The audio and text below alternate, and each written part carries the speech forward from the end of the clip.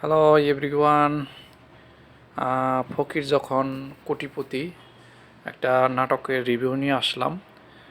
নিলয় ভাই আর হচ্ছে সামিরা খান মাহি অভিনীত নাটক। এই যে নাটকটা বের হয়েছে, এটা ডিরেকশন করেছেন প্রীতি দত্ত।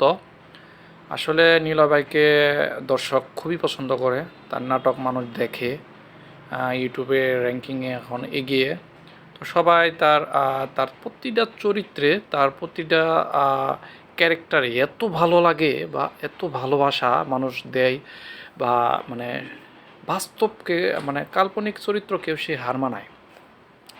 যাই হোক, নাটকের উদ্দেশ্য হচ্ছে বা নাটকের মূল কাহিনী হচ্ছে, নাটকের নাম নাম দেখেই বুঝতে পারছেন যে ফকির যখন কোটিপতি, তো তারা ভিক্ষা করে, দুইজন হাজব্যান্ড ওয়াইফ ভিক্ষা করার পরে হঠাৎ করে তারা একটা ফ্ল্যাটের মালিক হয়ে যায়, বা কোনো লটারির মাধ্যমে একটা লটারি ফ্ল্যাট পেয়ে যায়।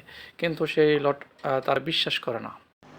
তারা দুইজনে মিলে অনেক ভিক্ষা করে টাকা জমানোর চেষ্টা করে। পরে হুট করে যখন তাদের ফ্ল্যাট দিয়ে দেওয়া হয়, তখন তার যে ফ্ল্যাটের নিচতলা উপরতলা যে লোকেরা, তারা তাকে সন্দেহ করে যে তারা আসলে একটা ভিক্ষুক, আমরা ভিক্ষুকের সাথে থাকবো।